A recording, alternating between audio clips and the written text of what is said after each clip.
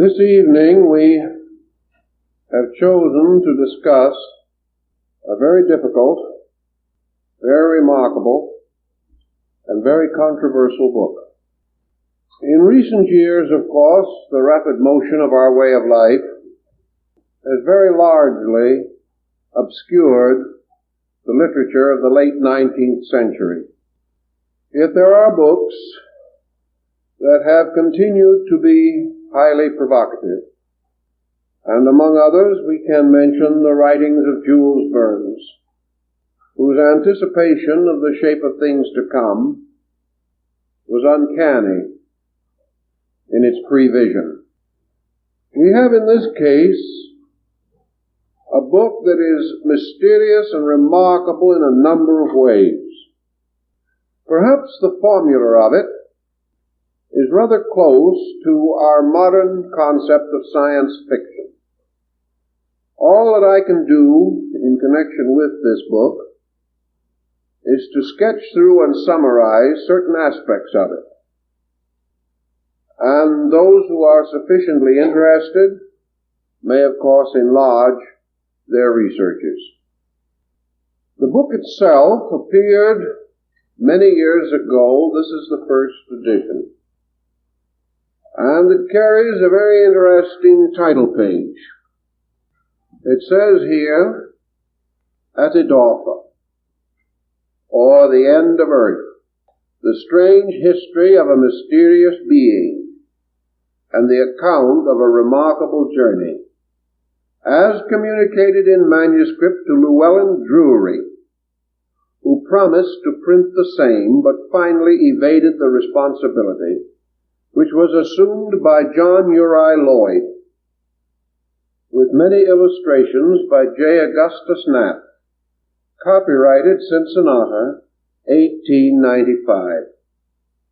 Now this is a rather impressive heading, but of course many fictional books can be made to sound impressive. Curiously, this work deals with a number of subjects that created an almost immediate reaction in the public mind. And for 10 or 15 years, the book was the center of a storm and controversy, such as perhaps is not common with most books. My own contact with it is perhaps a little better than most of those who now might read the work. I had the pleasure of corresponding with John Uri Lloyd before his death concerning the book. And as you probably, many of you remember, Mr. J. Agustus Knapp, the illustrator, was a close friend of mine for many years and was the illustrator of our large book on symbolism and several other of my publications. Mr. Knapp was for years an artist working for Metro-Goldwyn-Mayer Studios. He was a graduate of the Cincinnati Art Institute, and he was engaged as a comparatively young man by John Uri Lloyd to do the illustrations for this book. Lloyd himself was a man of parts. He was the head of the Lloyd Pharmaceutical Company, at that time one of the most important pioneers in pharmaceutical research in the United States and a leader in his chosen field. He was a chemist, a scholar, a man of very high responsibility and reputation. It would be inevitable that when a man whose business, profession, and life deal largely with scientific matters, whose reputation in his community was above reproach, it was inevitable that when such a book as this should come with his imprint, that it should cause not only a great deal of consternation, but a great deal of embarrassment to Mr. Lloyd. He told me, and Mr. Knapp seconded and supported his general statement, that it had been his policy from 1895, when the book was published, to the time shortly before his death, when I last communicated with him, that he refused to discuss the book Etidorpha in any way or under any circumstances and conditions. He said what he had placed in the book was the story, and that any more of the story that he knew would die with him. Very largely, this proved to be the truth. Mr. Knapp, on the other hand, was quite an ingenious and thoughtful person, and having been appointed to illustrate the book, he carried on discreetly a number of researches of his own, and in the course of time he became so convinced that he was dealing with a very serious scientific work that he actually attempted to follow the footsteps of the story and to check every part of it so far as was physically possible. This he did. And he even discovered most of the landmarks which are referred to in the book. As a result of his researches, he says that that part of the book which can be checked by the present knowledge that we possess, he has checked, and that the author of it was correct and accurate in his description of persons, places, and circumstances, and that there were many corroborating witnesses who, after the book was published, admitted that they were party to some of the facts which it contained. Thus, we are not dealing with a book of pure fiction. We are dealing with a book which has at least a completely factual springboard. After a certain point in the story, which we will arrive at in due time, it is obvious that the story cannot be checked by ordinary means. This was one of the great tragedies in the life of Mr. Knapp. He hoped throughout his years that someday he could do what the Alcoa program suggests, take that one step beyond, that he would be able to proceed further in the mysterious journey of this remarkable person. But finally, failing health and advancing years, and the physical arduousness of the project, which was an immediate danger to life and health, made it impractical for Mr. Knapp to make that one step beyond. In the description of the book, we will come to the place where Mr. Knapp had to make that final decision. The manuscript, as it is published or presented by John Uri Lloyd, came to him through a misadventure. The original custodian was a man by the name of Llewellyn Drury. It was Mr. Drury who had the original contact with the mysterious hero of this story.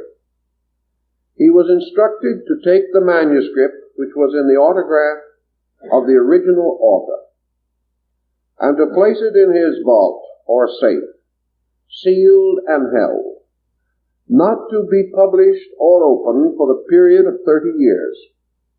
At the end of that time, the manuscript was to be unsealed, placed in the hands of an editor, prepared for publication, and illustrated by an appropriate illustrator.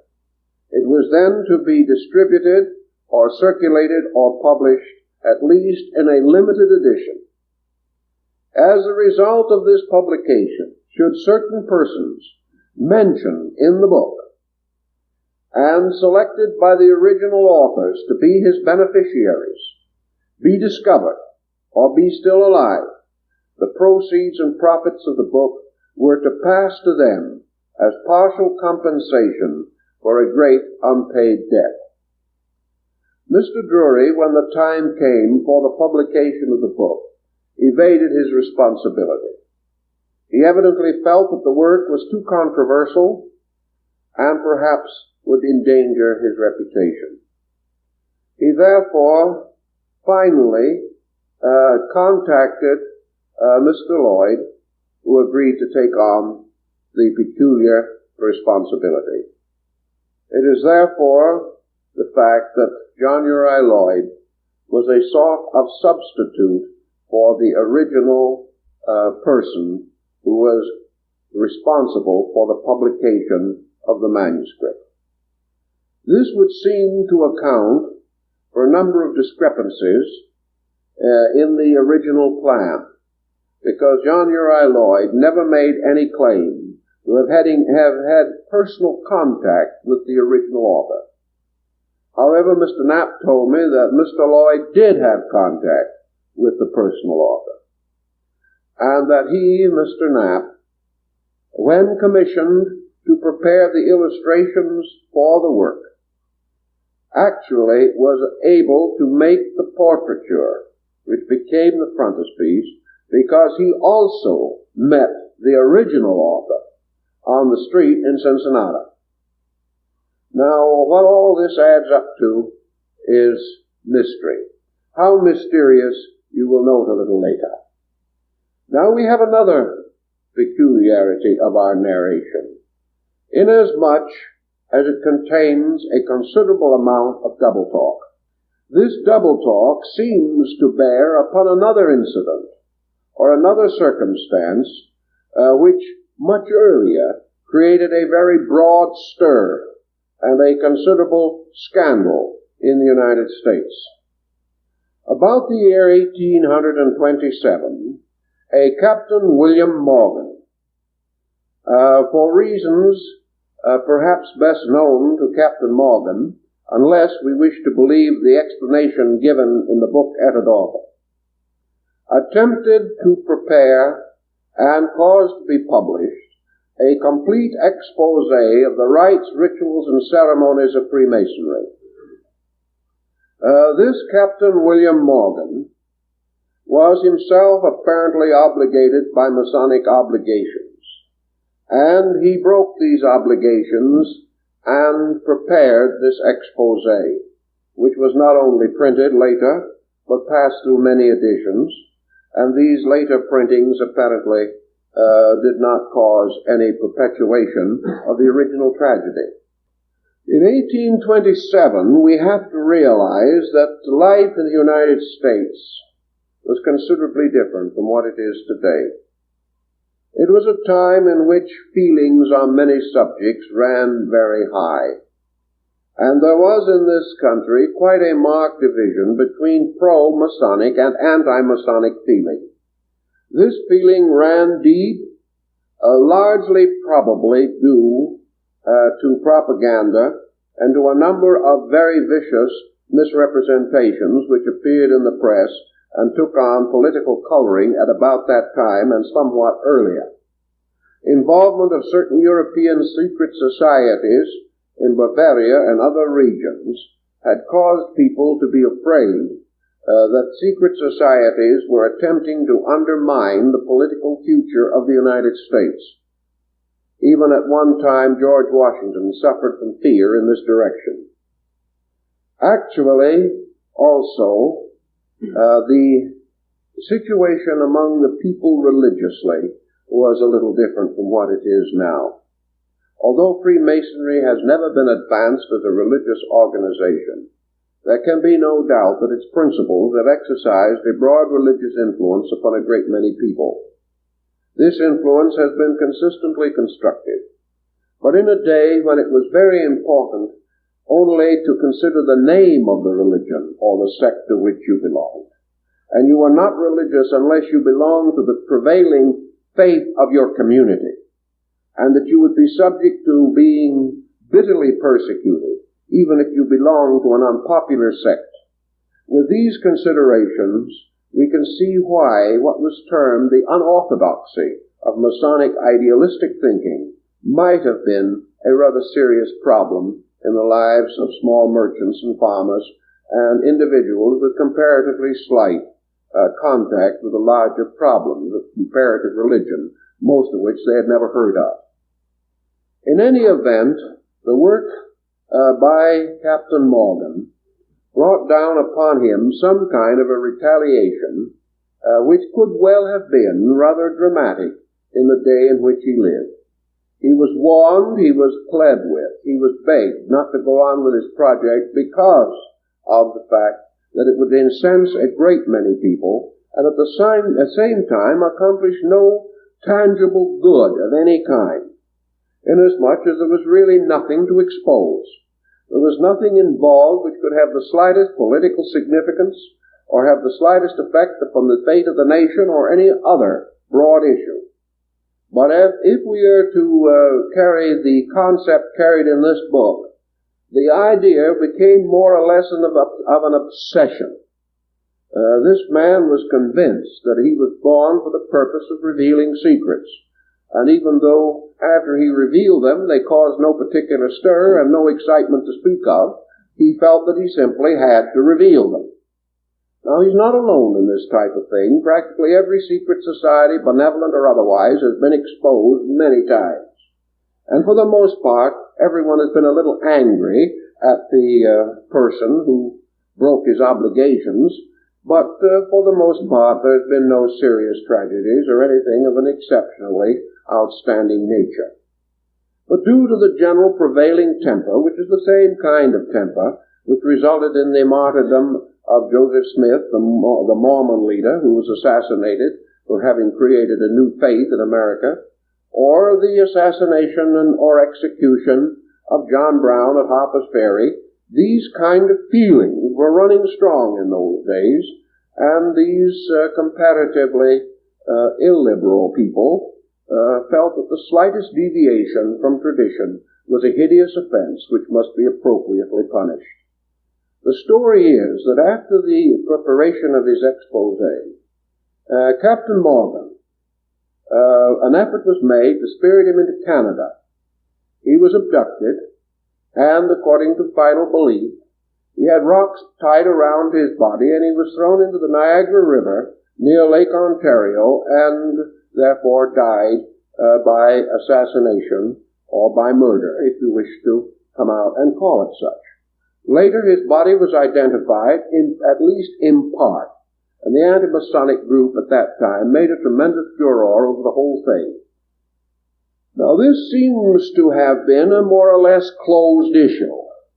Everyone gradually forgot about it. No one knew too much about it to begin with. Facts were few and opinions were many and gossip was continuous. But what really happened seems to have been rather mysterious. There was no real certainty, apart from very largely perjured testimony, that anything of a particularly unpleasant nature actually happened to Morgan. Maybe something did, maybe something didn't. Those who wanted to believe it were always able to manufacture a story.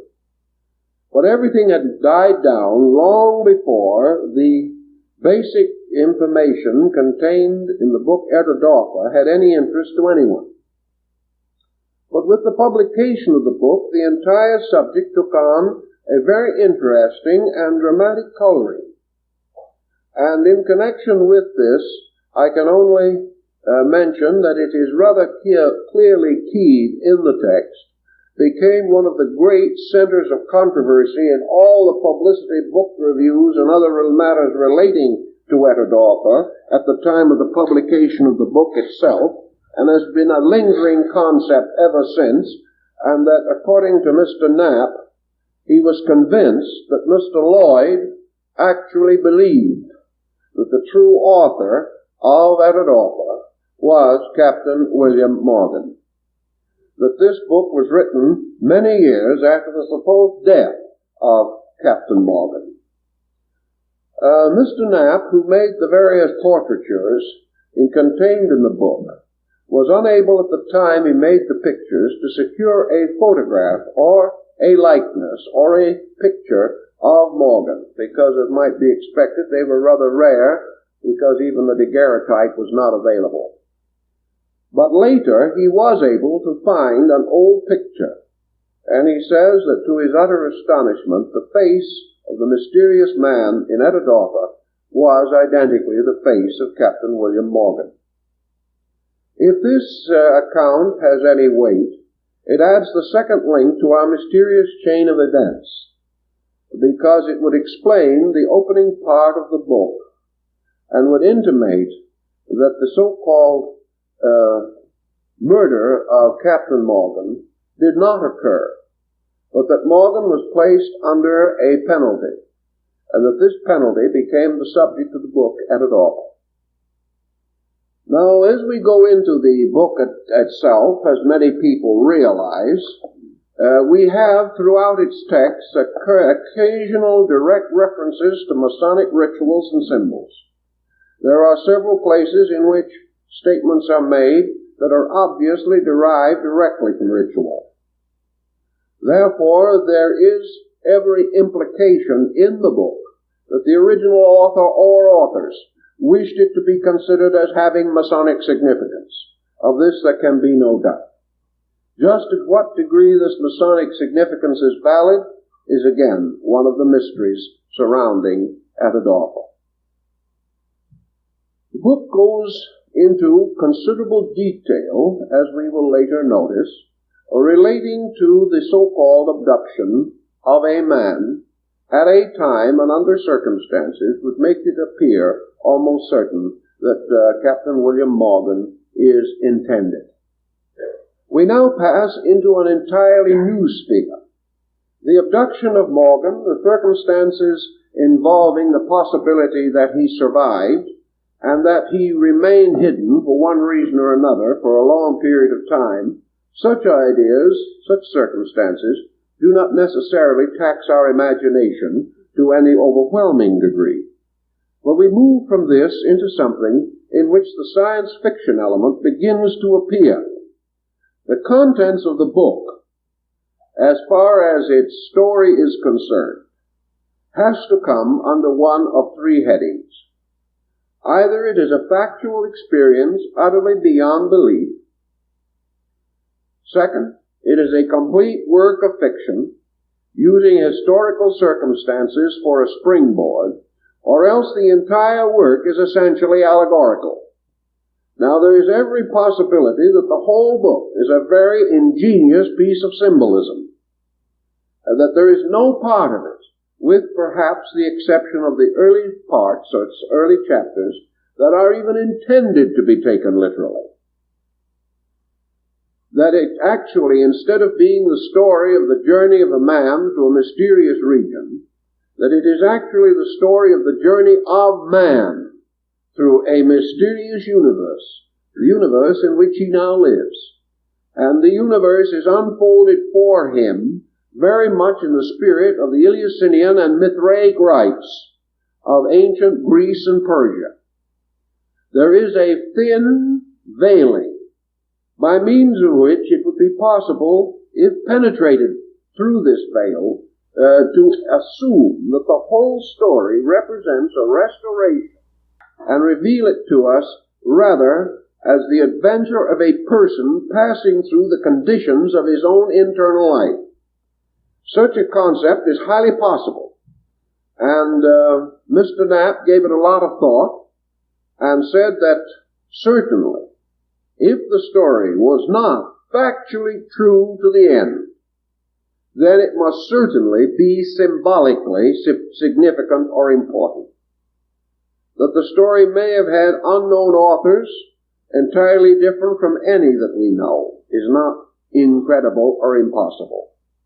But Mr. Knapp, whose early association with Lloyd and with practically all the persons involved, who personally knew Llewellyn Drury, the original custodian of the manuscript, and Mr. Knapp said that on several occasions he actually examined the original manuscript in the autograph of the unknown author.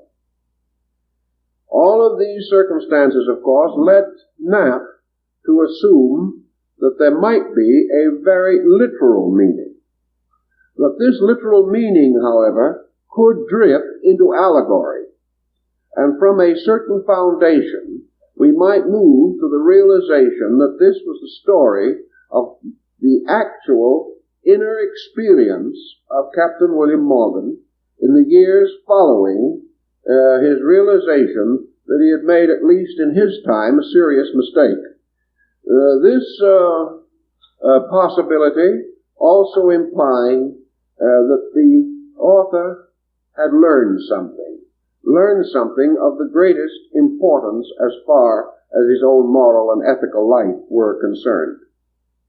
Now there is one other element which we also have to mention in connection with the story of Etidorhpa, because we are trying to summarize a very big subject. And how big it is, you will only know if you make a very careful study of the book. The story has certain basic scientific interest. This has led some people to suspect that the scientific facts contained in the work would be possibly reminiscent of the personal and chosen career of John Uri Lloyd. He was a man who might have possessed this knowledge himself. This is true. It is never possible to know just how much knowledge anyone possesses, and it is quite possible that as a serious and scholarly individual, he had come to certain conclusions concerning essential principles of knowledge, which would have been rather difficult for him to transmit literally without bringing down upon himself a terrible condemnation, but which presented in a semi-fictional manner might intrigue the mind and cause the reader to perhaps investigate for himself somewhat further than he would otherwise have done. One fragment of this scientific knowledge, probably the most important fragment, if we can call it such, would be the background or the environment in which a large part of the story is laid. This environment lies beneath the surface of the earth. If this environment be regarded as a serious and solemn effort to understand the construction of the subterranean regions beneath the earth's surface, then Mr. Lloyd was either a man of great imagination or a prophet of unusually good parts. Actually today, in the world of semi-science, in the world of science fiction, we are gaining an increasing number of accounts of the possible existence of regions beneath the Earth's surface that are rather different from those which our geologists might first assume to be there. One of the interesting angles of this story is that it follows through a kind of mysterious inter-earth cosmogony, something happenings beneath the earth's surface, a little reminiscent of Dante's journey through the Inferno. Dante's journey into an underworld we know to have been a great political satire, one of the most brutal and at the same time most dramatic in the history of human literature. Yet in order to create this world of his Inferno and his Paradiso, Dante actually fabricated a complete concept of the universe. He formed a very profound concept of the stratification and structure of the earth beneath its surface. He built this scheme so perfectly and so completely that when he used it, he was able to make a very logical unfoldment, step by step, of this underworld construction, as we find Dante presumably being led through the Inferno by his guide, Virgil. In through the book, at a number of points, are introduced scientific experiments. Most of them are extremely simple, and they were advanced originally in an effort to convince Llewellyn Drury of the honesty and accuracy of certain statements to which he took offense. The original author of the manuscript asked Mr. Drury to ponder the various sections well, and if a question arose or a doubt arose as to the truth of these statements, particularly those of a scientific nature, he was to state this doubt, and the original author would attempt to solve it for him. In each case where a doubt was raised, the mysterious author did meet the doubt, and solved it to the point where at least Mr. Drury was unable to argue any further.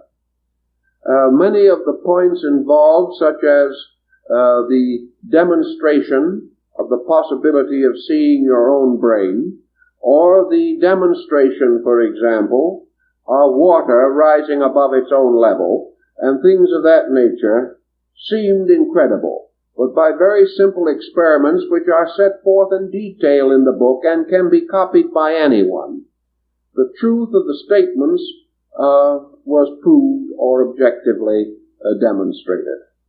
There are many statements, therefore, which can be checked, and these statements were certainly inconsistent with the general thinking of the time, although perhaps some of them are not as astonishing to us as they would have been to the reader in 1895. Actually, also, there is a peculiar line of semi-bitterness running underneath the surface of the book. It indicates a person who is a little more than merely a wandering character in an underworld, as in the case of Dante and his Inferno. Here we have a man in Etidorhpa who obviously carries a very definite chip on his shoulder concerning scientific attitudes, scientific methods, and scientific learning. He practically states, to be an essential formula, that whatever science states on any subject, the reverse will ultimately prove to be true. That we are approaching knowledge far too superficially. He makes a number of statements. He develops one theme at considerable length, which is reminiscent of our more recent discoveries in vitamins, something at that time not generally considered.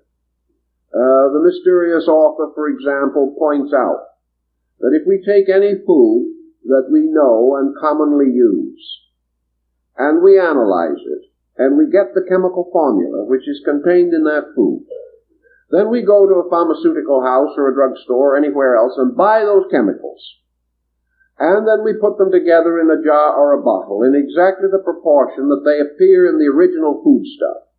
And then drink the formula. One of several things may happen. The first thing is that nothing will happen. The second is that we will become deathly sick. And the third thing possible is that we will kill ourselves. We will kill ourselves from the exact formula of food which in its proper and reasonable form maintains life. From this basic thinking, the author of the book points out that what we call nutrition is not merely man taking into his system materials derived from other forms in nature, that these forms are all of them merely catalysts for agents which we do not understand, do not know, and which we cannot copy artificially, and that therefore it is not the food or the formula of the food, but something else that has to be present, and that this invisible something else is a pure life substance which cannot be artificially manufactured, will not result from the compounding of known elements or substances, but is placed there and is present there by the alchemy of nature, which man cannot reproduce. This was one of the points which he established in his book, which no doubt would have been known, at least potentially, by John Uri Lloyd, or could have been speculatively contemplated by him. Thus, there are a number of these little episodes which might suggest the trained physicist or the trained chemist. But there are others in which no amount of training, such as we have today, would in any way explain the mystery of the subject. So we have many different elements and factors involved and combined to make this a very curious and difficult book. That parts of it are utterly fantastic, we cannot deny. One of the points which perhaps we must also give a moment to is this inter-earth cosmogony, if we want to call it such. According to the concept as set forth by Etidorpha, the earth's interior parts should not be regarded as we generally think of them. Science fiction today has many parallel stories of worlds under the earth, of people living there, of all kinds of things happening there. Now, to a measure, Etidorpha follows some of these, but in a rather reduced manner, a rather epitomized form. Etidorpha does not, generally speaking, go into the idea of a great civilization existing under the earth. That is not part of the concept. Part of the concept apparently is that there are regions under the earth, that these regions have some mysterious relationship with the earth's surface, that things happening below the surface are in many instances the causes of things occurring on the surface, that there are motions from within the earth by means of which great changes and conditions arise upon the surface of the earth, that there are explanations beneath the earth's surface for most of the things that happen up above, and that these happenings are a motion from a within outward. Now let us assume for a moment that there could be a highly symbolical interpretation of this book, and that we are supposed to recognize the story of the adventure as a person forced into his own inner life, either by conscience or by necessity, that he moves from the surface of his own nature, which for the average person would be his earth surface. And many times in the book this is intimated.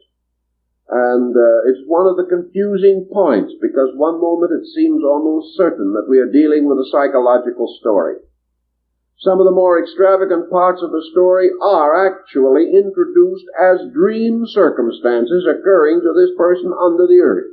He is not only under the earth, but also subjected to dream circumstances. But if we should imagine for a moment that by some mysterious route, as indicated in the story, at least figuratively, the individual moves from his own externity, his own outer life, toward an internal state of himself. Or we might say that a person banished by punishment, losing the association of his fellow men, must then develop his own resources in order to survive. And like Robinson Crusoe cast away on a desert island, whose adventures became the basis of the whole concept of modern philosophic humanism, we have in this story the possibility of a man going inside. And instead of finding the inside of his life to be merely composed of bones, muscles, and organs, he gradually comes to realize that there is within him an unperceived supersubstantial universe, that there is a world inside of him, just exactly as there is a world around him in nature. The difference being, as the book would intimate, that this world inside of him is forever moving toward the surface. This would be good psychology. That from the strange underworld of his own subconscious and unconscious, from the strange regions of his own psychic experiences, from his fears, frights, and longings, which are very clearly set forth in the story, the individual can symbolically experience an investigation of his own soul. That his own inner psyche is therefore a strange and mysterious world with many levels and stratifications, but that most of all this internal world is bound to the external, and that the external world is a kind of efflorescence of it, that as certain lime forms on the surface of stone, being exuded from the stone itself, so the surface of the earth is exuded from its inner invisible body, and the temperament, disposition, appearance, characteristic, and attitude of man is something exuded from his own soul, passing outward into his body, and from this into objective manifestation. If we assume this, we are very close, perhaps, to an understanding of a part of the story. This becomes much more dominant after the hero of the story meets Etidorpha. Now, Etidorpha, as you probably have already noticed, is nothing but the word Aphrodite spelt backwards. And Aphrodite was the ancient goddess of love. and in the story of Etidorpha appears as the redeeming power of love. Now, traveling inward through a series of psychic experiences, it would be quite conceivable that man might discover the inward power of love over the life that he outwardly leads. It would represent truly a transformation of the very hate which perhaps at one time caused this man to attempt to work this injury upon his friends. Furthermore, however, as we go on, we find that the hero of the story ultimately reaches what he calls the end of earth. Now, the end of earth, in this case, is a kind of jumping off place, a place from which he can step, as from the edge of a great cliff. But once he has stepped into this infinity, he steps into an absoluteness that is beyond description, beyond analysis, beyond recording. Therefore, as the hero of the book explains it, the story ends with the end of earth. When he has to go beyond this point, he goes to a place of no return. If he goes beyond this point, he goes to a condition utterly undescribable by man, into a condition of absoluteness, which, however, as described in the book, takes on many of the dimensions and aspects and values of the ancient Buddhistic concept of nirvana. The place to which he would go is the place of absolute peace, of absolute rest, and a place which he can attain only by the total renunciation of himself. This again leads us into the suspicion that we are dealing with a pageantry of initiation into the mysteries. Also that in this indescribable ultimate state of things, he is sustained by having passed through practically all of the zones and belts in which the various laws of nature operate. The book is strongly grounded in the concept of natural law. There is no effort to violate or to distort natural law. Actually, the individual, throughout the whole of the mysterious journey, is journeying in law and with law. It is law that makes it all possible. But it is also law interpreted very differently from the way we interpret it. It is law not merely a cold fact, but a living reality. It is law not only in the sense of inevitables and immutables that bind us to concepts. It is a law, an eternal principle, in which it moves all things inevitably and eternally toward union with itself. And this union is a condition greatly to be desired.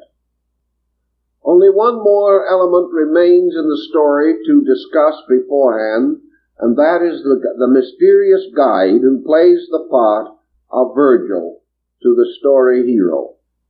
I'm not going to describe him for you because I think the impact of his description, as represented in the pictures drawn by Mr. Knapp, will give you a much more charming introduction. But he represents undoubtedly another element in the story. He represents a factor.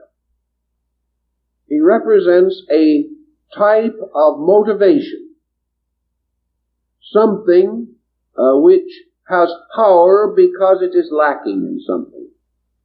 A specialized and very curious and strange kind of existence.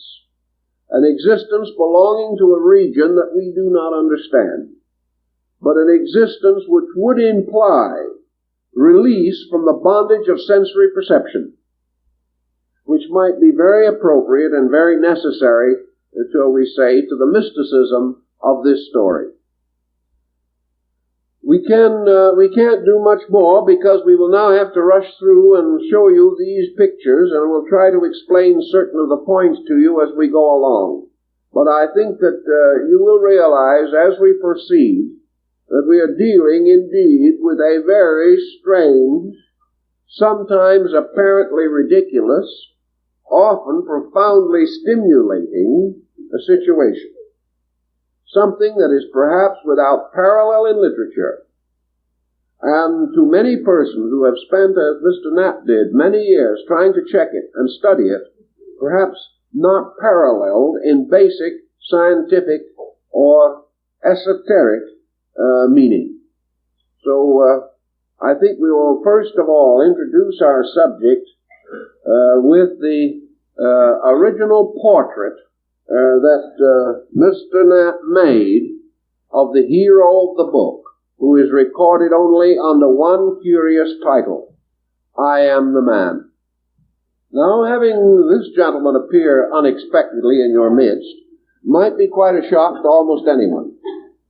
This man is exactly as described in the manuscript, and the sketch for this picture was originally left with the manuscript.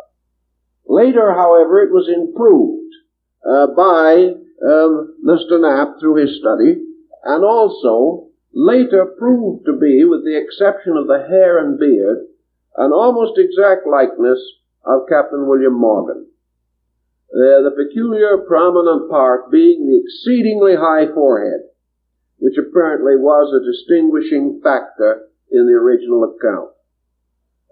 When this man first made his appearance to Llewellyn Drury, he simply, Drury asked him his name. He said, I will never tell you my name. You may know me only as I am the man who did it. And that is the only name by which he was recorded in the book. And it is this man who is held to have been the original author of the book. And this is the man who Mr. Knapp saw on the street in Cincinnati. Now it seems that Mr. Llewellyn Drury, here shown in his vest, was of a peculiar, rather introspective nature himself. He was living alone, and one evening, as he was in his study, he contemplated a line from Cicero, never less alone than when alone. He said to himself, this is ridiculous. When you are alone, you are very much alone. And at that moment, a voice said, I think you're wrong. And he turned suddenly, and here was this man sitting in a chair in his living room. He had never seen him before. He knew nothing about him. But this man said that he had come to Llewellyn Drury to ask him a real and particular favor, that he would become the custodian of this manuscript. When the manuscript later, for there was a year between the first visit and the continuance of the discussion, when the manuscript finally appeared, it was so miserably written that Drury couldn't read it. So the hero thereof and the author thereof agreed to read the manuscript to Drury, a procedure which took a considerable time and which became the basis of the story as it is unfolded in the book.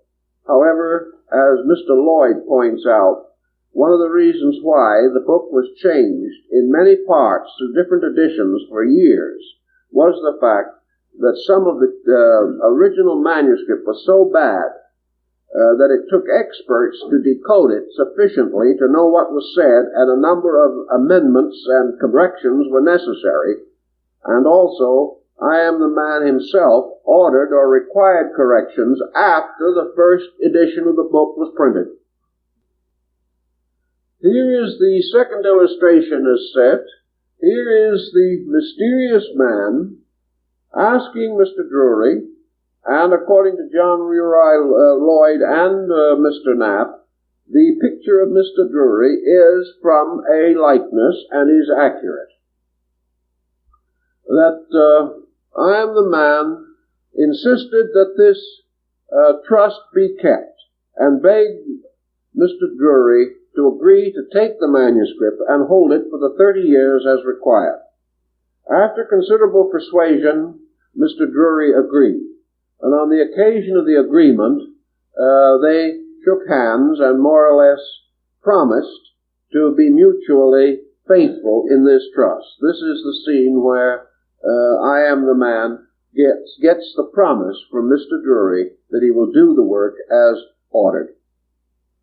The next morning, Mr. Drury, waking from sleep, decides he's had a nightmare. He does not believe that the mysterious person was ever there, but going to his library table in the morning, he finds on the table one of the long hairs from the man's beard. This was really quite difficult, and later caused him to be suspected of psychic aberrations by one of the brilliant scientists of the period, Dr. Vaughan, who was also a real person, and who also admitted that Mr. Drury had come to him with the exact story as narrated in the book, the discovery of the mysterious hair. Later we find indications that I Am the Man had persuasive means when need arose. Mr. Drury became more and more concerned and unsettled and unhappy over the transaction in its earlier stages, and finally I Am the Man drew this knife and threatened Drury unless he agreed to keep the promise which he had made. The presence of the knife was very persuasive. There was never any need to use it. But Drury realized then that he was dealing with a man who was determined to have his own way, and that the best thing to do was to acquiesce as gracefully as possible. Here, I Am the Man threatens Drury unless he keeps the promise that he has made. Before leaving the room on that occasion, the mysterious man went over to the doorknob and cut a cross of 2 strokes crossing each other in the doorknob. Mr. Knapp went to Llewellyn Drury's apartment, saw the room in which the episode had occurred, and saw the 2 deep slashes in the brass doorknob. At the time when Mr. Knapp visited the place, those then residing there did not know anything about the reason for the slashes in the doorknob. But the knife, or whatever it was that made those slashes, cut through a 1/4 inch of brass without the slightest difficulty. And Knapp insists that he saw these marks, which I Am the Man that placed there, in order that Drury would never be inclined to suspect that the whole thing was a nightmare. If the occasion itself was not a nightmare, the writing was. Here is an example of the original handwriting of I Am the Man. It ran into hundreds of pages like this, and required a great deal of care and thought. Parts of it are not too difficult to read, but areas of it where words of somewhat similar shape and different meanings occur, they're extremely confusing, and was only, as Mr. Lloyd said, after working with the manuscript for several months, that he was able to read it with even reasonable ease. This manuscript is not in the handwriting of Lloyd, nor in the handwriting of Llewellyn Drury. There is no indication that it is a doctored handwriting. It is simply the handwriting of a person who was not particularly skilled in writing, which would have applied to the original character as he describes his own circumstances. This is the account that is found in the book of Etidorhpa of the abduction of this man as the result of his determination to write this mysterious expose of a secret society. He wrote the work in this cabin, and the cabin was seen and photographed later, and I saw Mr. Knapp's photographs of the cabin. At night, 3 gentlemen waited upon the man who did it, perhaps alias Captain Morgan. And it was at that time that they led him forth into the mysterious world in which all things became meaningless in terms of common sense. We know definitely and beyond any reasonable doubt that the story of these happenings has no place in the sober story of Freemasonry. It has to deal with something that even from this point on begins to take on strange and esoteric implications. It is quite possible that these three men themselves represent symbolic factors in the drama. For this number and the circumstances occurs quite frequently in Masonic symbolism.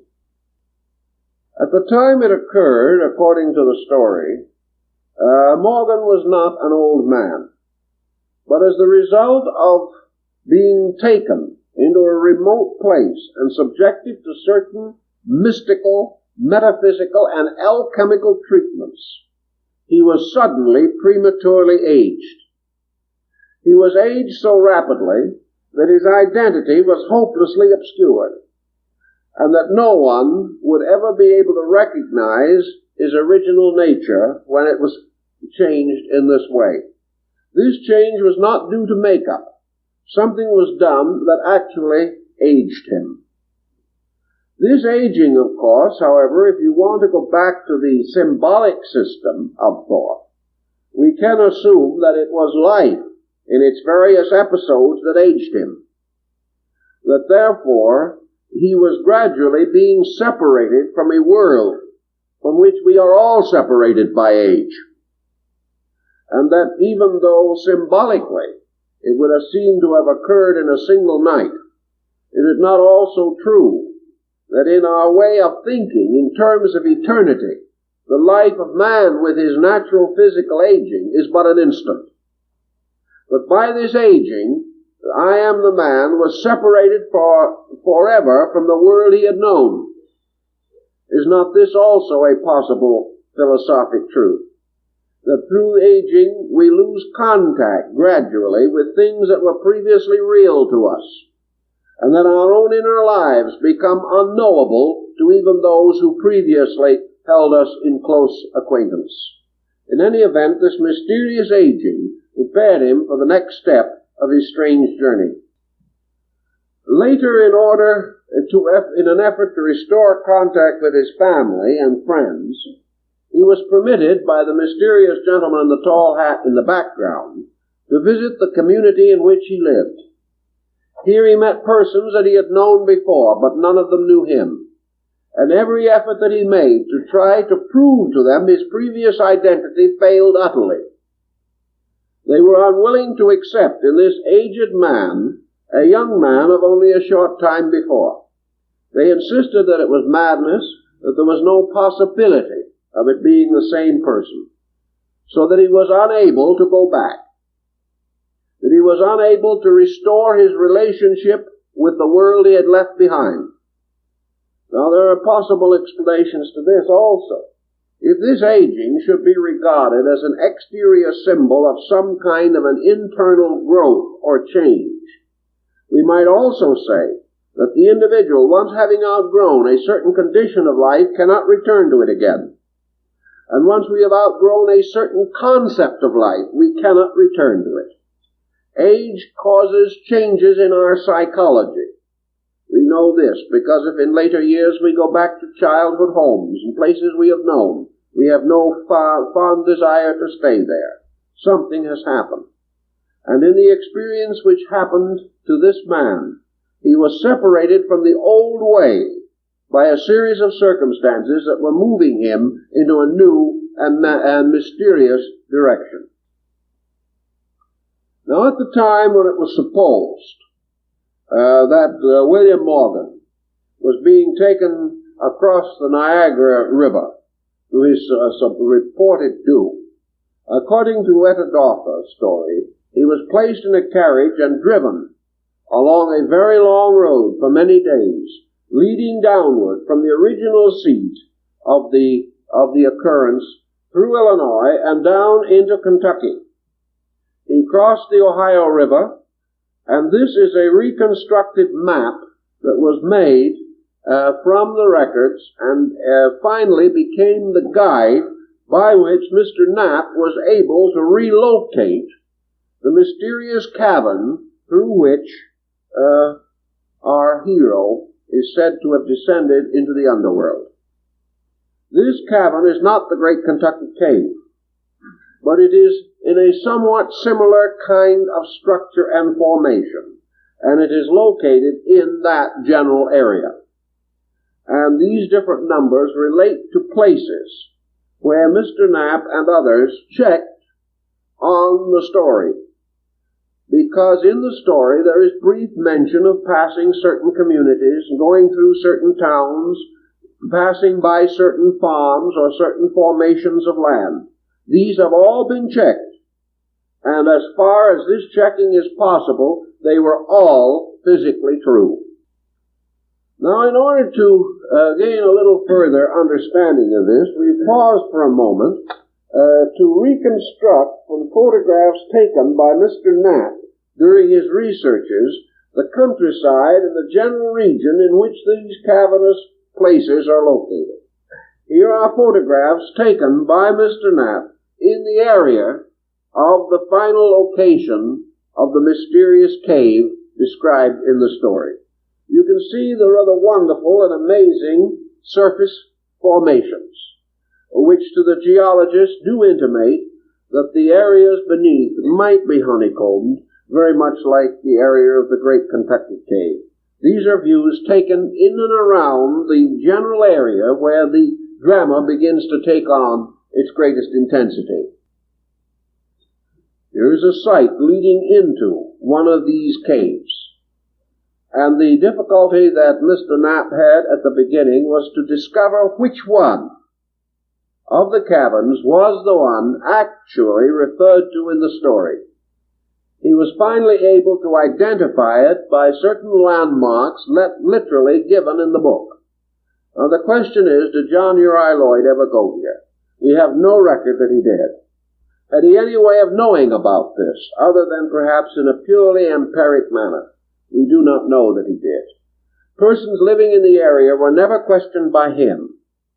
They were never interrogated by him, because in an area such as this, any effort that he had made would have been almost immediately the subject of local gossip and tradition.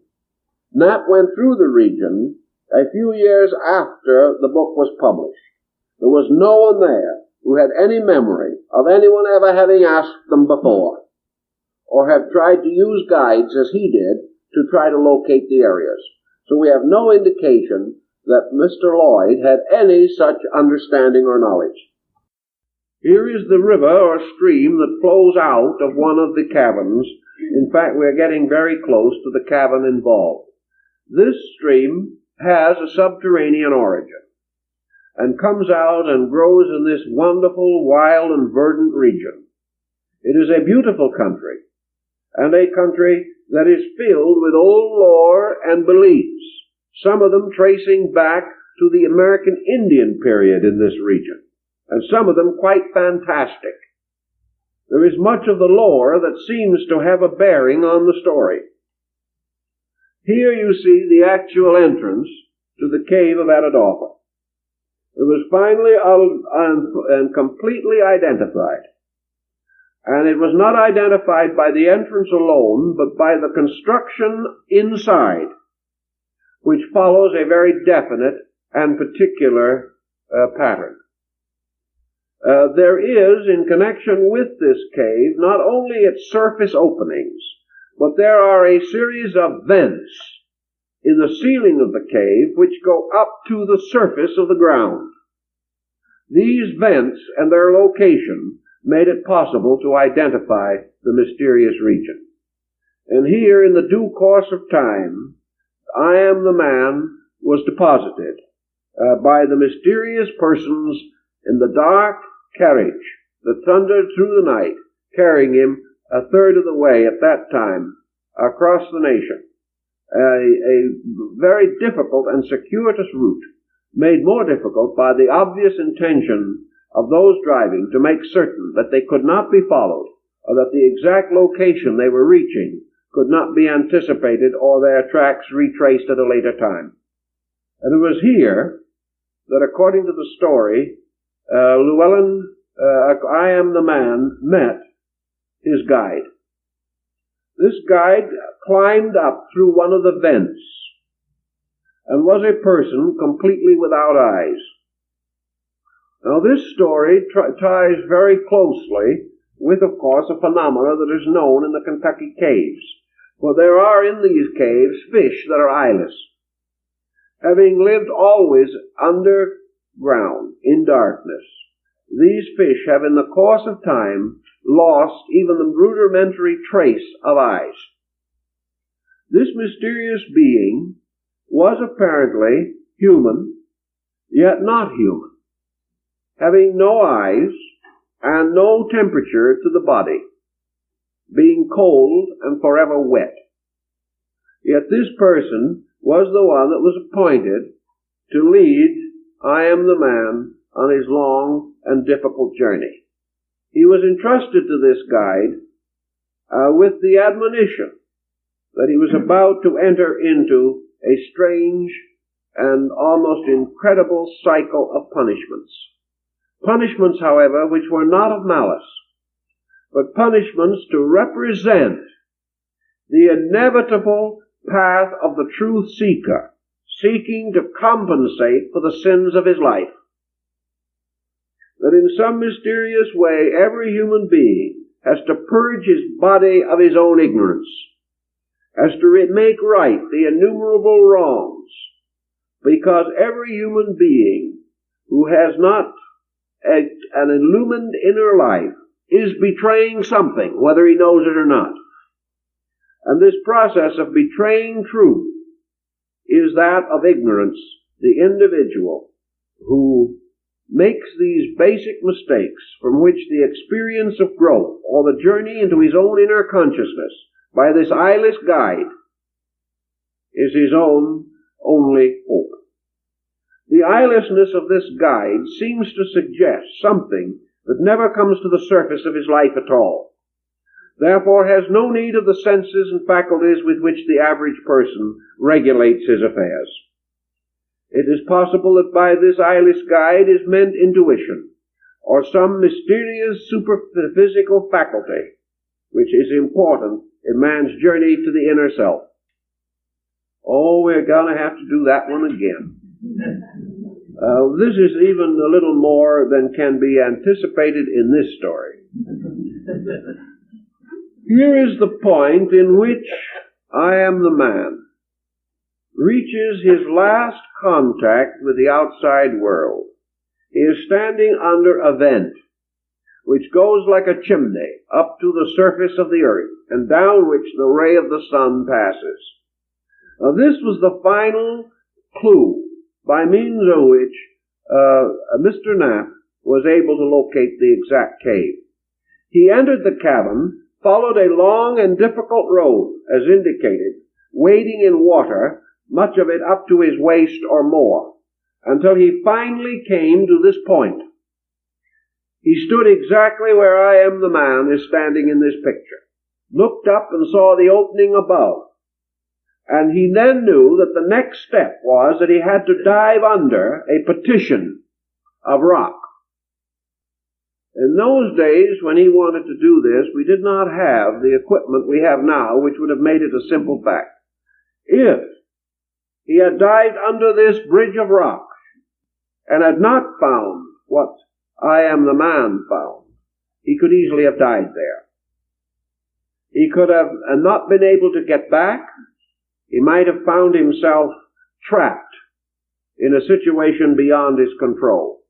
Mr. Knapp never quite had the courage to make that dive under the ledge, but he got this far.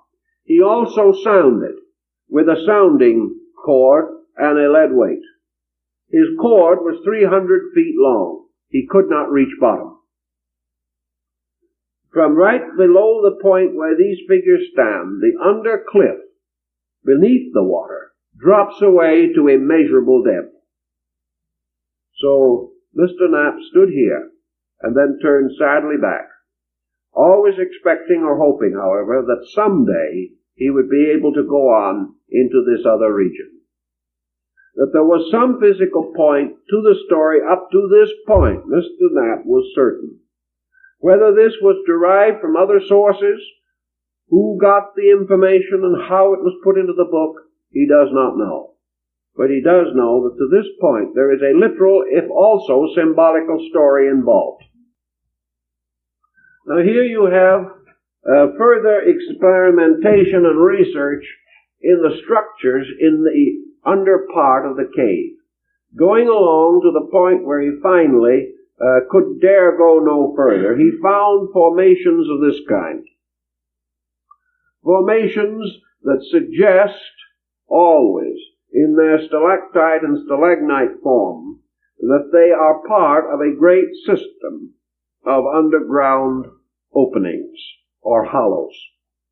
Here is one example of a photograph taken in the central part of this cave before the final stepping off point.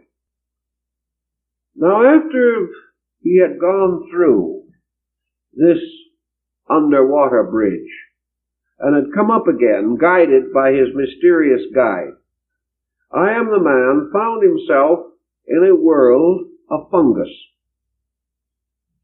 He found himself in a world of mushrooms and other similar things growing down under the earth. That these forms were very much larger than anything to be found on the earth's surface. And according to the guide who was with him, the reason was that these forms were more or less archetypal, and that when these forms finally pressed through the earth and came into the non-tranquil atmosphere of the earth, and came under the pressure of atmosphere, their forms were immediately reduced. But that therefore, beneath the earth, these forms have a great deal more abundance than they have upon the surface. Also, I Am the Man made the discovery that in this region in which he was being led by his eyeless guide, there was a kind of light that this eyeless person could see. But he did not see with his eyes. He saw with his mind. And that instead of this light being derived from the direct ray of the sun, that it was a diffused light. And his guide also explained to him that all light, all true light, is invisible. And that what we call light is merely energy or life motion made visible by its contact with atmosphere. This is sustained to the degree that as we ascend into outer space, we ascend into darkness even in the daytime. But according to this story, the under part of the earth is also filled with light energy. And this light energy has a luminance of its own without a center. There is no sunrise and no sunset. There is merely a continuous luminance of a light which has its actual origin in the earth rather than in the sun. The eyeless guide and his mysterious companion then continue on their way down through these caverns. And as they proceed, other things happen. One of the things that happens, for example, is that I Am the Man discovered that gradually he ate less often. He discovered, for example, that hunger is due to a certain kind of energy expenditure, and that if this energy expenditure is not the same as it is on the earth's surface, that his appetite is not the same. He also discovered that the temperature of his body changed. And as he progressed further downward until, according to the account, he was nearly 10 miles beneath the surface of the earth, he found that nearly everything that was familiar to him on the surface was no longer existent. He also learned gradually that he passed through the barrier of gravity, and that the gravity problem under the earth is very different from what it is on the surface.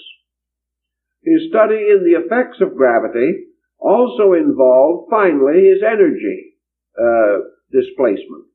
It would have been very difficult for him to have walked any great distance in our atmosphere, but without weight and without energy displacement, he found that it was possible to travel incredible distances without fatigue or without hardly realizing that he was traveling at all. Here he is moving downward through these mysterious caves in which grotesque and strange forms appear.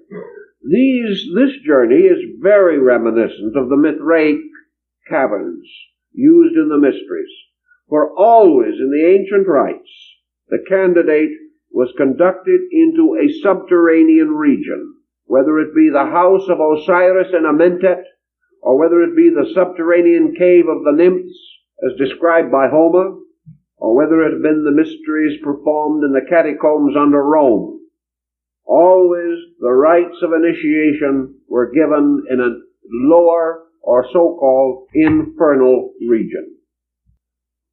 As they proceeded further along this mysterious journey, they found these mountains of salt, and the guide explained to him that these mountains of salt resulted from the gradual departure of water, that the water moved up and left the salt.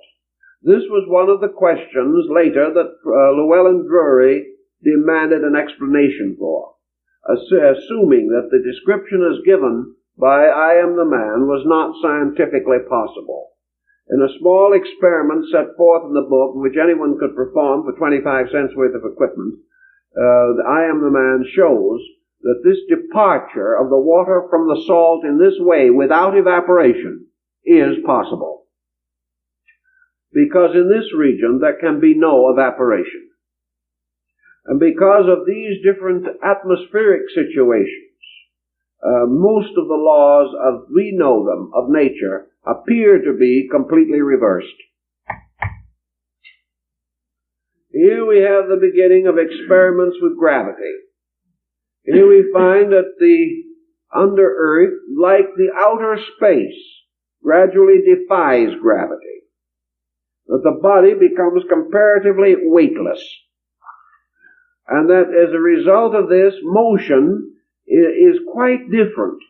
Motion is impelled no longer by moving of the legs or stepping one foot in front of the other. Motion is almost simply a willing to move. The individual sort of throws himself into motion, and his entire nature moves accordingly. According to the story, our hero found that he could jump a 10 or 15 foot crevasse without the slightest difficulty, and that in jumping a foot in the air under earthly conditions, he would now bound up 8 or 10 feet.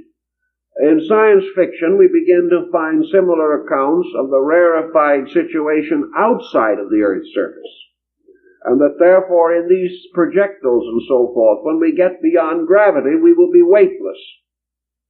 Here, according to Lloyd's book, or Lloyd's description, you have a double situation of this kind. You have a loss of gravity pull on the outside, and you also have a loss of gravity pull on the inside. The indication being very definitely, namely that gravity is used in this case probably to represent egocentricity. Here the individual finds that he is no longer bound by the pull of his own self-entity, that he achieves freedom, as in the East Indian magic. He is able to neutralize gravity by neutralizing the power of self-centeredness, that actually gravity for man is largely the focusing of his attention upon himself. This point is very carefully studied with scientific addenda. Now, in the course of their great under-earth exploration, the man who did it and his mysterious eyeless guide come to the shores of an incredible sea. This sea extends on and on and on. But the thing that is astonishing about it is that it is absolutely without motion. There are no tides. There is no ripple. There is no motion of air. Everything is locked within the great bell of the earth. Therefore, everything is in a state of complete repose, absolute silence. This becomes a very intriguing and dramatic situation, and again causes us to suspect that the author is telling us that we are approaching the sea of internal consciousness. Here, standing upon a rock, looking out over this vast expanse of the unknown, the individual finds that in his inner life there is this placid ocean, this ocean of Tao, this mysterious, unchanging water of eternity, this sea which is perhaps the one referred to by Edward Arnold in his great story, The Light of Asia, where he says, Om Mani Padma whom the daybreak comes, and the dewdrop slips back into the shining sea. The sea in this case being the total consciousness of the being. And man as an intellectual entity, contemplating this, must be led there by his blinded senses. In other words, the fact that the external senses are in some way blocked, as represented by the eyeless guide, makes possible the awakening or stimulation of the interior sensory powers.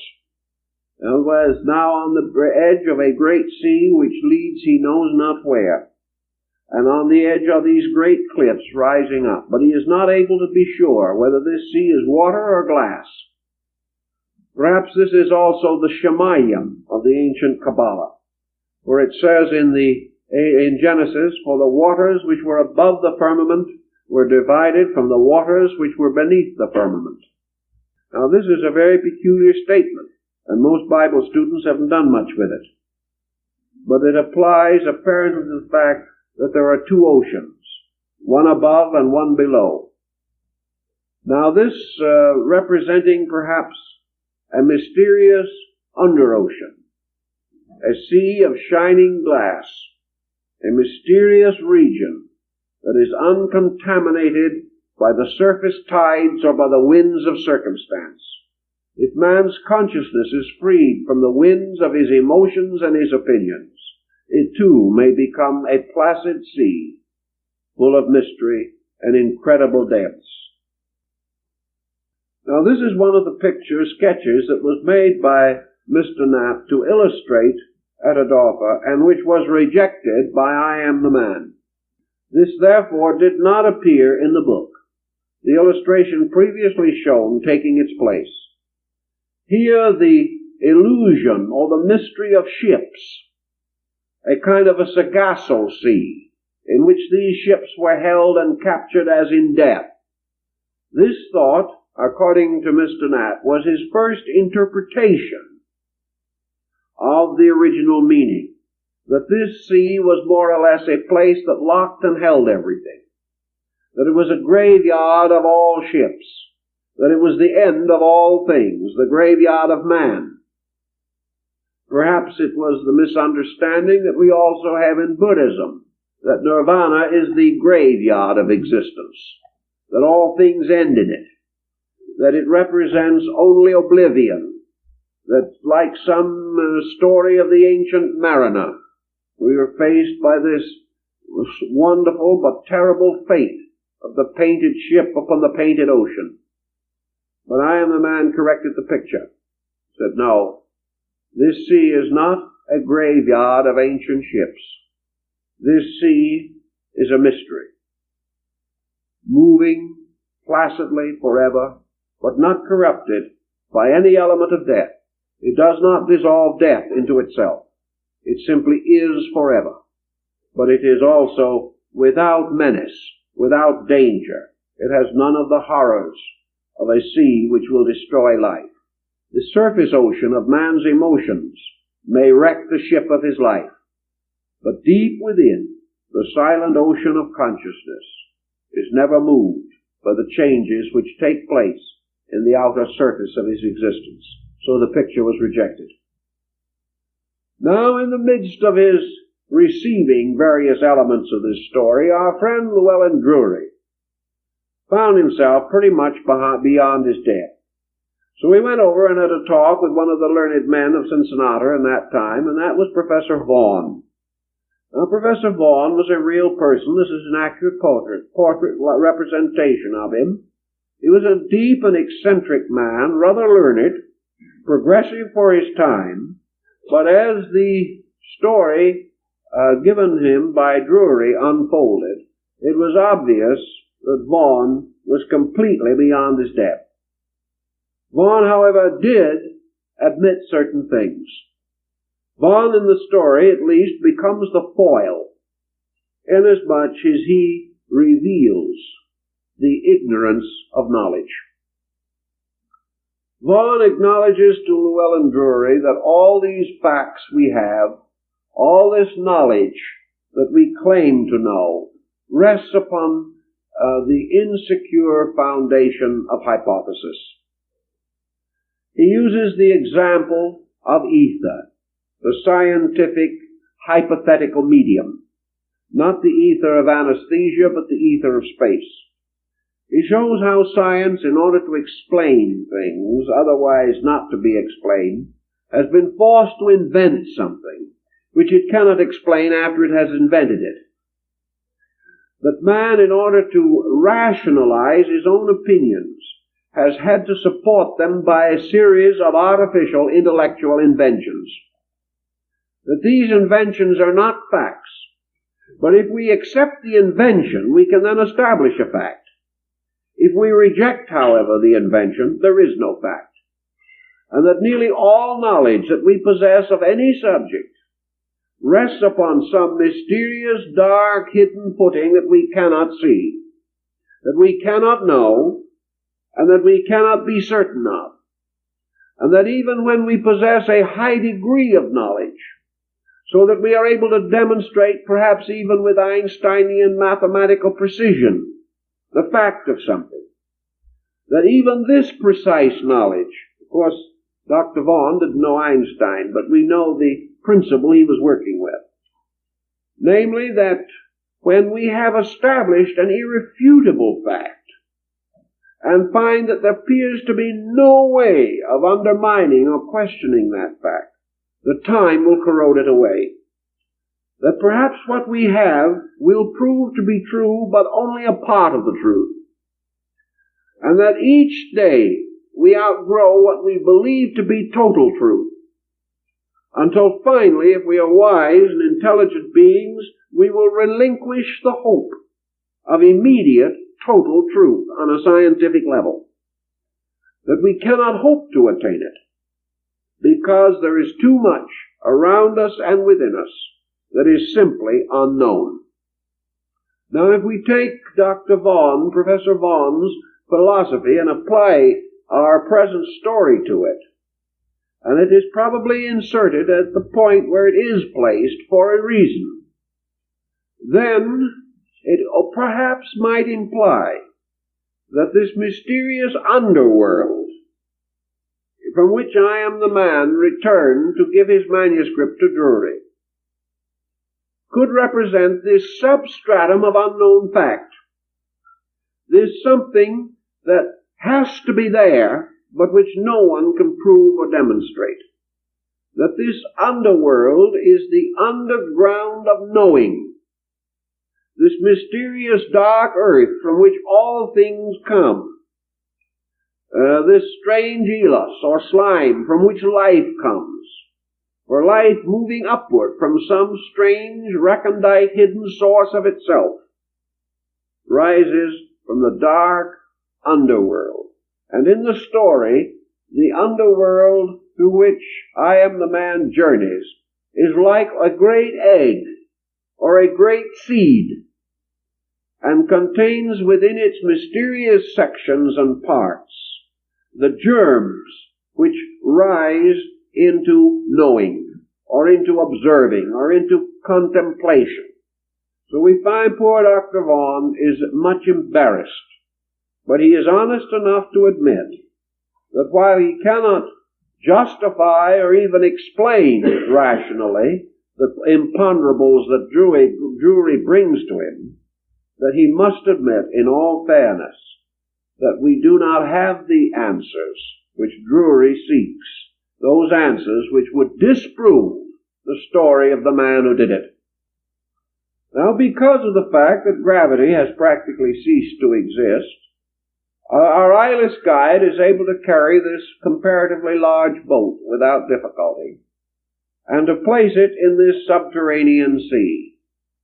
Now, if you remember back into the mysteries of Osiris in Egypt, you remember the strange island in the midst of the invisible subterranean Nile that flowed under the temples of Luxor, Karnak, and Memphis, and that this island was reached by means of a boat that was always in the underworld and was rowed by a blind oarsman.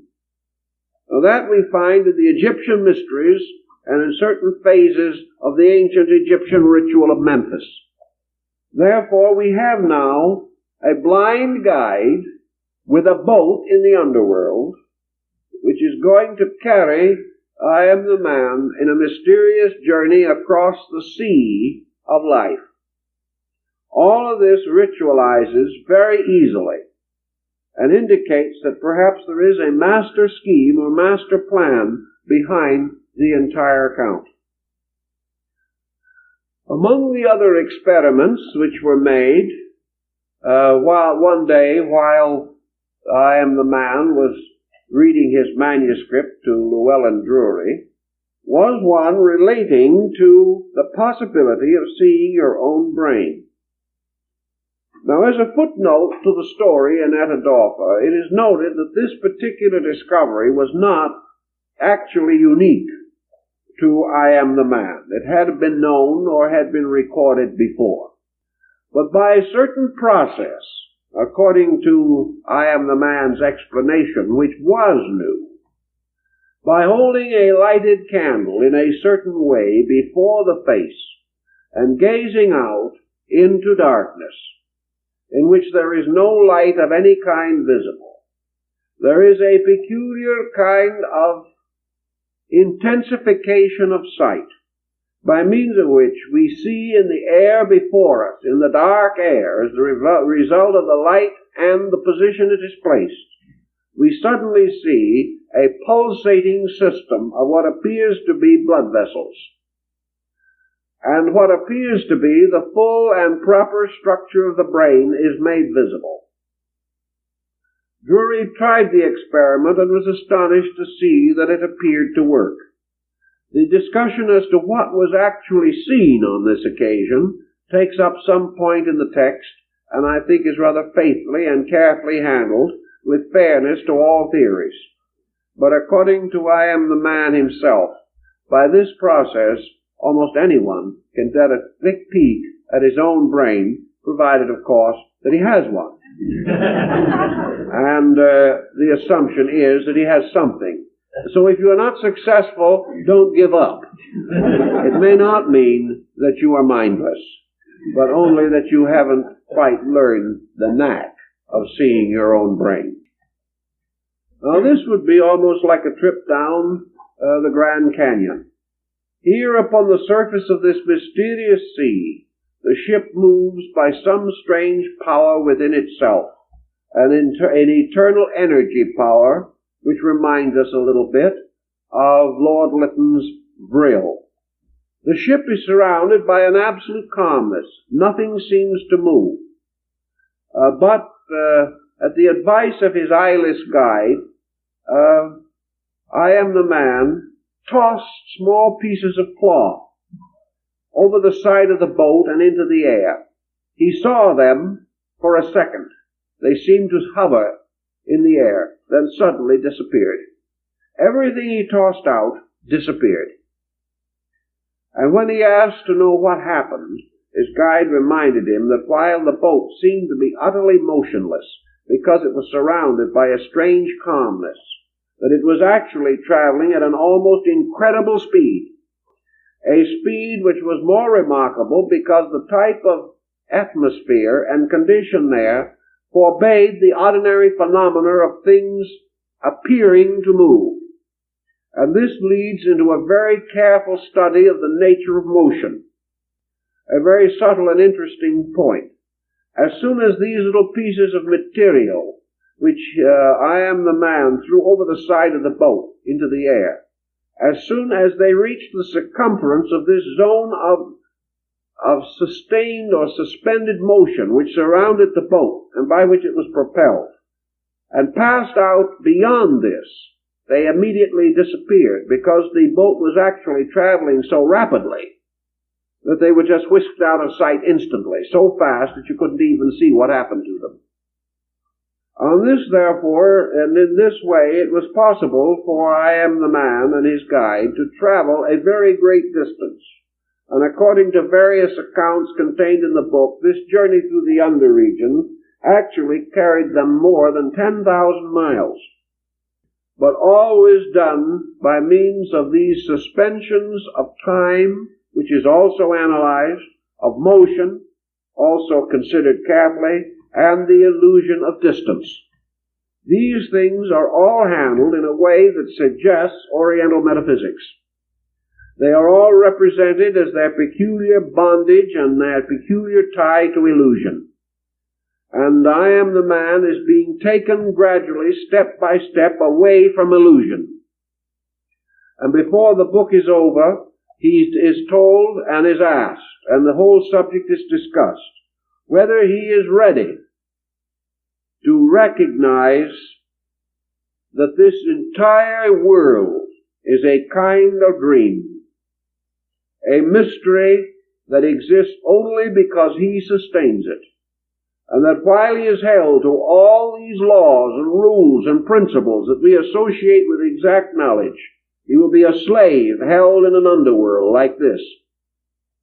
It is only when he renounces what he believes or what he knows and becomes interiorly apperceptive to that which really is that he can ever escape from this strange, convoluted universe of mysteries, miseries, and misfortunes.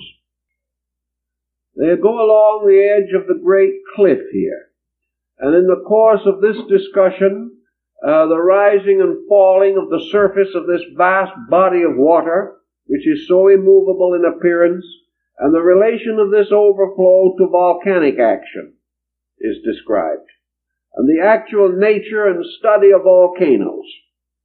Many different ideas from anything commonly held even today relating to these vents and the escape of various pressures from different levels of the earth's substratum. And always this guide is a perpetual instructor, leading or directing I Am the Man on his difficult journey. Every so often, I Am the Man, incidentally, passes through periods of panic. This is interesting because they are rather inconsistent with the nature of the structure of the pattern. You would not expect him to keep on passing through experiences like this and then suddenly pause and scream that he wanted to go home. You wouldn't expect him to become one moment completely immersed in the mystery of it all and the next moment frightened to death. Yet if we study him psychologically, if we realize what happens when you place a human being under analysis, you find that our hero is acting very much in that way. That he is desperately trying to discover and at the same time frightened to death lest he find out. That his emotions are the strange and mixed emotions of each individual when he comes into a new level of his own subjective. If by this volcanic situation, therefore, he is brought into the presence of the real explanation for the dynamic of his own emotional outbursts, if he is brought into a psychological realization of the origin of schizophrenia or paranoia or dementia or the problems of the manic depressive, if these things are indicated by this journey through the underworld, we can see why he will fight, why he will struggle, why he will hope and fear, why he will scream out to heaven for help one moment and in the next be happy because of the wisdom he is learning. These tantrums and unbalances which mark the story are perfectly consistent with the psychological problem of man attempting to penetrate into his own inner life. Now, having reached down into this strange region still further and further, a strange and rather difficult thing to explain is suddenly, and for no apparent reason, interjected into the story. They come to a place in which there are these strange, fantastic forms representing either fungi or some form of subterranean growth life, something not depending upon the sun, therefore having an entirely different type of energy from what we know. And here, I am the man is asked to eat some of this fruit. As a result of this, he goes into a kind of trance. And the next series of episodes are inserted into the story as a dream within a dream, as something happening in the midst of things happening that are already unbelievable. Now, in this particular happening circumstance, he passes into a very strange sphere, which John Uri Lloyd's book calls the region of the drunkards, of those strangely or mysteriously intoxicated. Now, as we study the story, it becomes obvious that while a great deal is made of acute alcoholism, that is not the subject. It is a convenient way of hiding something. Under the pressure of this, which might almost be considered to be a kind of adventure in mescaline or peyote or something of that nature, I Am the Man has a series of distorted experiences which include all kinds of excessive dream phenomena. But out of this dream phenomena comes a series of very interesting conclusions, which apparently have a bearing upon the major theme, although it's a little difficult to establish. This is what happens in one of the episodes while he is under the influence of this drug. In other words, this does not represent a condition existing in this subterranean region, but a condition existing only in himself. He is told by the eyeless guide that this chamber, which he is now visiting only in a dream, is the abode of other persons who, like himself, have sought truth, but have for one reason or another failed, and that they had reached a place of no return, and that in order to compensate for their essential failure, they had become psychological or mystical drunkards. And these strange things that happened to them were that the various parts of their own bodies, in this case the hand, one hand became infinitely greater than the other parts of the body and absorbed the rest of the body into it. In some areas it was legs and feet that had done this. Others were all heads. And one part of the body had suddenly grown to this immense disproportion. And of all these creatures in the realm of the drunkards, all were deformed in some way. The guide explained to him in the dream, for this was a dream experience, that actually this deformity was real but invisible in all persons who had become contaminated or corrupted by their own inner lives. He pointed out that while these people have bodies, we do not recognize the deformity.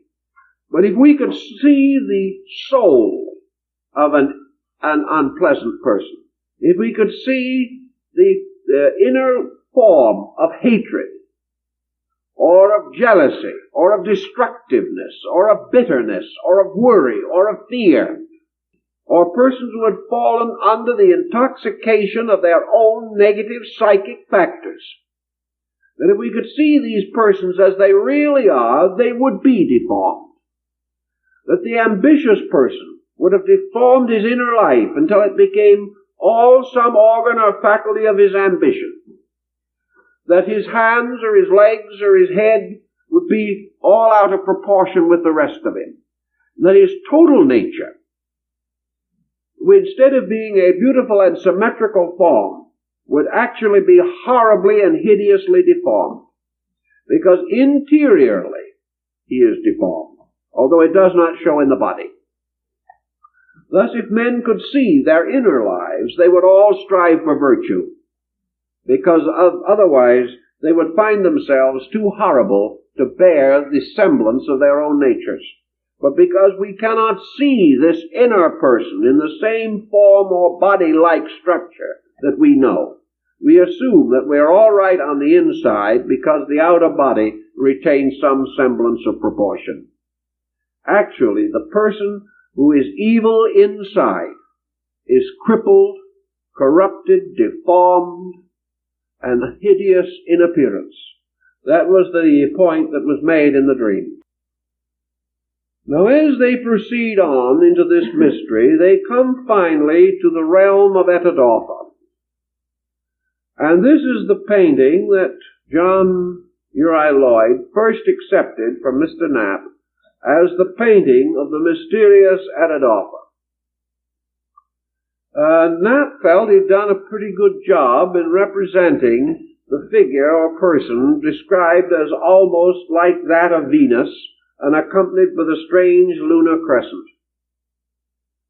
That this was the mysterious goddess of love that appeared with her retinue.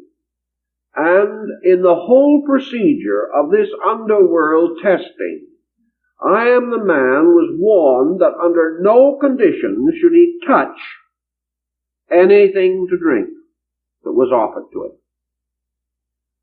except this one thing which the guide himself offered him, and which was to prepare him for the world of fantasy.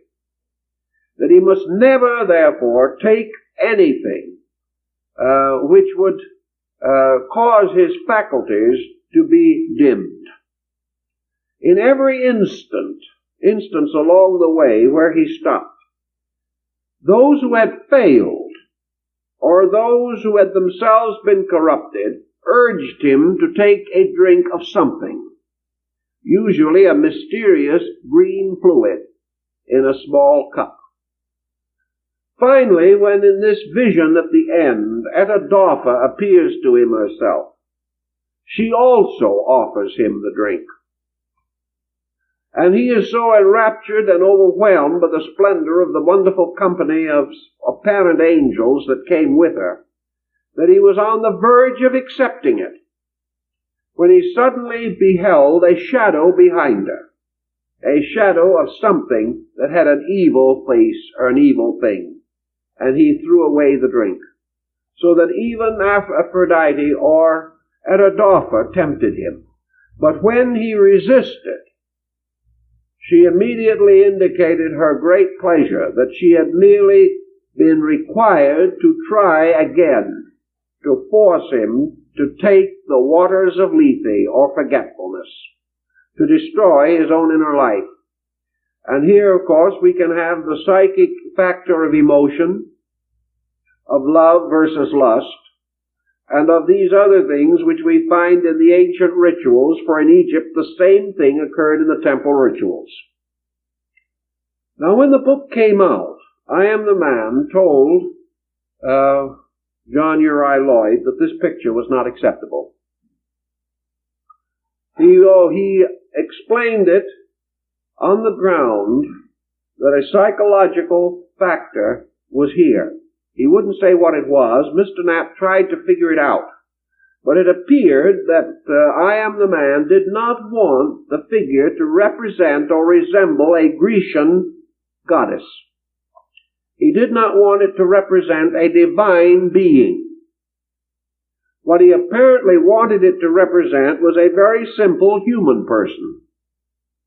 And that in his symbolism, this was a jarring note. So he commanded and required that the face be redrawn and this picture substituted. It is certainly far less as a work of art than the previous one. But I Am the Man apparently demanded this change. Why was it demanded? Was it because he felt that the other figure was wrong symbolically?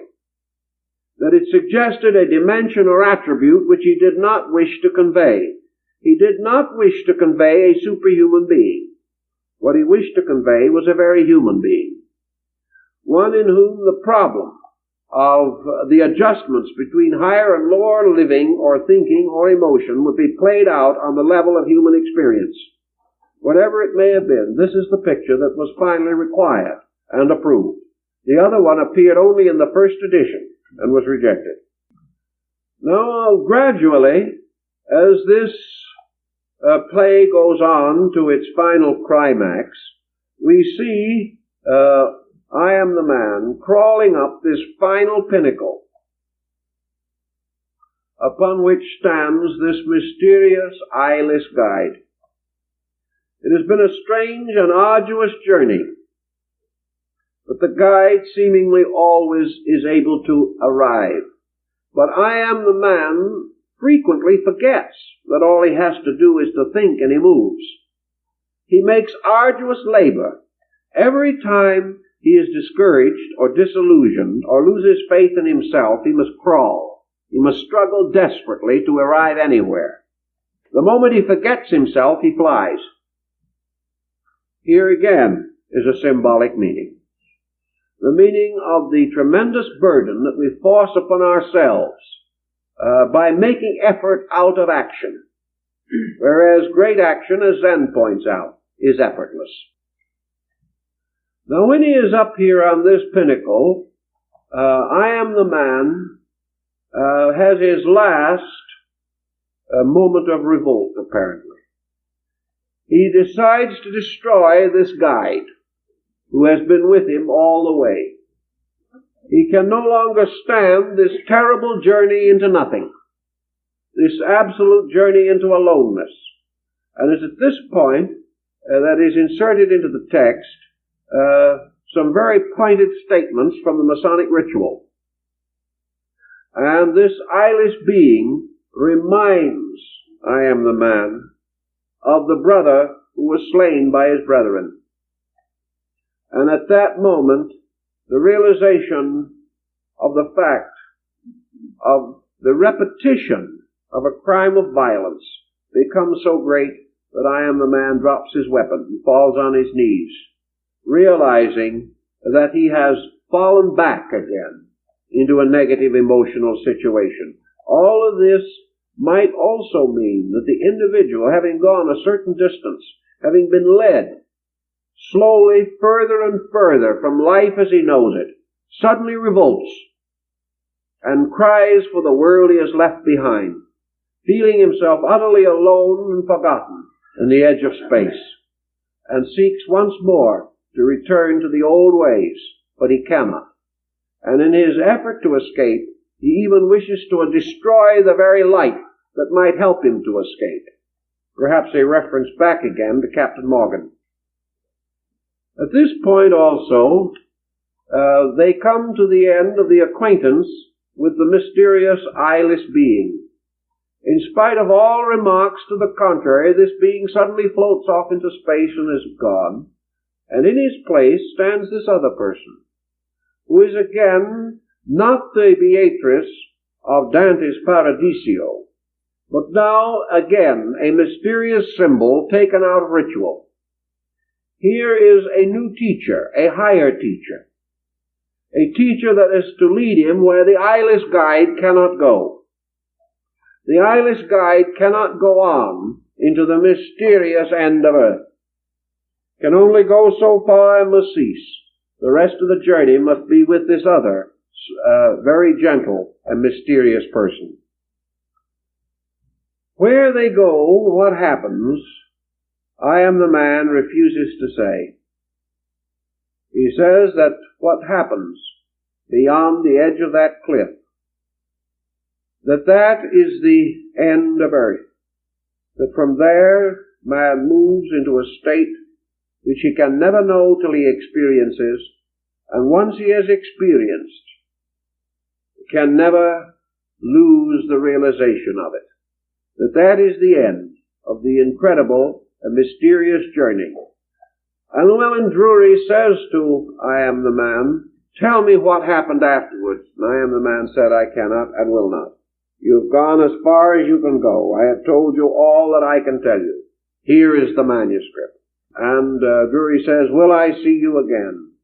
The man says, "No, you will never see me again."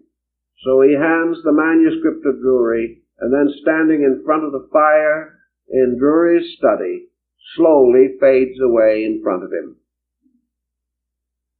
This is the final episode of the strange and mysterious journey. This is the manuscript that then came into the possession of John Uri Lloyd. This is the manuscript of Etidorpha, The End of Earth. And the full interpretation of it, the significance of it, is as mysterious as it ever was. But I believe that we will ultimately discover that it is two stories locked within each other. One is an initiation ritual derived from the old ritual mysteries, and the other, the psychological story of man's adventure into his own subconscious. If we assume either of these to be correct, I think we're very close to the story, which is certainly one of the most remarkable of its kind that has ever been done. Lights, please.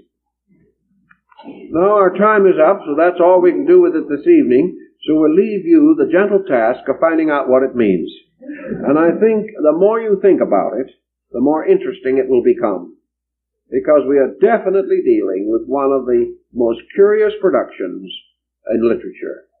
A book that is without parallel as a combination of psychological, scientific, philosophical, and mystical experiences.